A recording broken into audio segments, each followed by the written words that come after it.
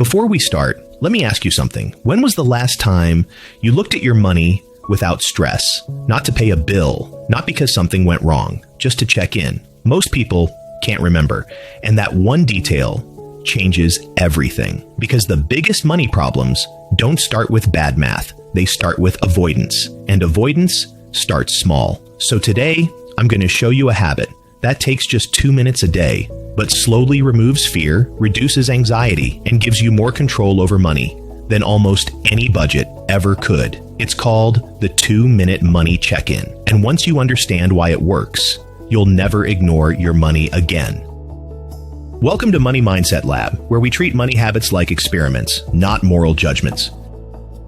Let me tell you something important. If money feels stressful, it's rarely because you don't care. It's usually because you care too much, so you avoid it. Here's the paradox. The less you look at your money, the scarier it feels. And the scarier it feels, the less you want to look. That loop is called avoidance anxiety, and it quietly controls millions of people. People say things like, I don't want to see it right now. I'll deal with it later. I know it's bad, but here's the truth. Not looking doesn't protect you. It amplifies fear. Because uncertainty grows in the dark.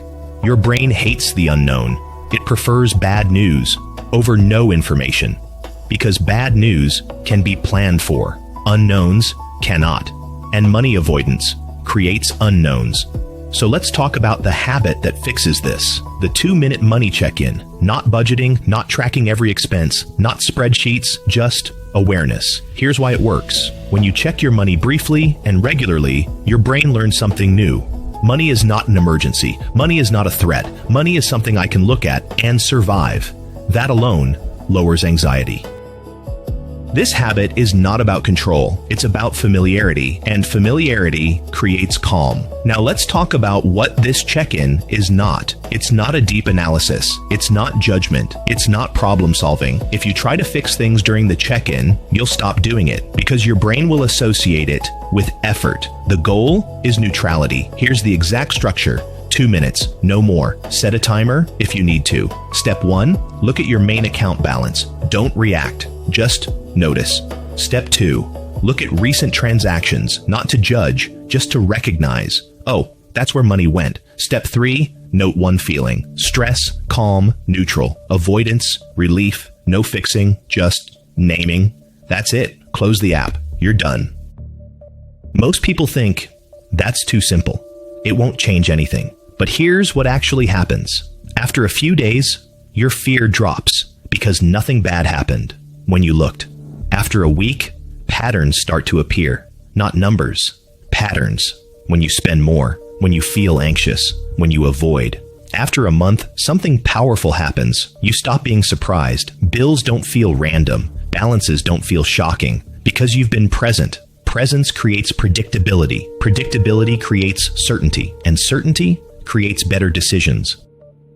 This is why the habit works, not because it changes your money, but because it changes your relationship with money. Let's talk psychology. Avoidance keeps money emotional. Awareness makes money neutral, and neutral things are easier to manage. Here's a key insight. People who feel good with money don't have perfect finances. They have familiarity. They know what's going on. Now let's address resistance. People say, but looking makes me anxious. Yes, at first, because you've trained your brain to associate money with danger. But exposure, without harm, rewires that association. This is the same principle used in anxiety therapy. Gentle exposure, no judgment, no pressure, just presence. Now let's make this practical. Here's how to build the habit. Pick the same time every day, morning, lunch, evening. Consistency matters more than timing. Link it to something existing, after coffee, before brushing teeth, after lunch. Habits stick when they're attached. Keep it boring. If you try to optimize it, you'll quit. Now here's the most important rule. Never skip, because things feel bad. That's when the habit matters most. Even if you're over budget, even if you spent impulsively, even if you feel disappointed, still check in 2 minutes, because this habit teaches self-trust. You prove to yourself, I can face this. I don't run. I stay present. That confidence spills into behavior.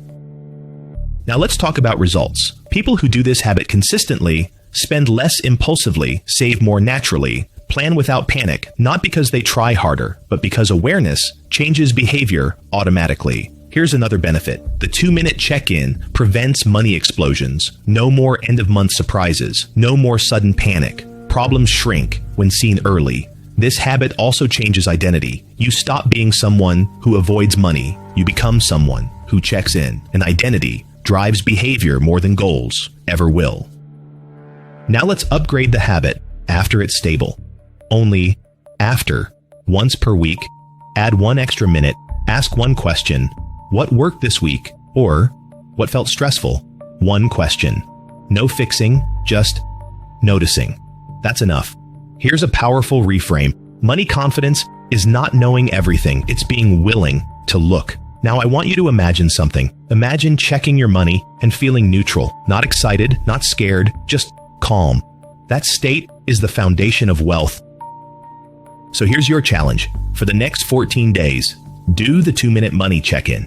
Every day, no exceptions, even on bad days, especially on bad days. At the end, don't ask how much you saved. Ask how you feel. Calmer, more aware, less reactive. That's the real win. Because when money stops controlling your emotions, you start controlling your money. If this video helped you, subscribe to Money Mindset Lab. Every week, we break down the psychology behind money and build habits that actually stick. And comment one word, check in, because 2 minutes a day can change everything. See you in the next one.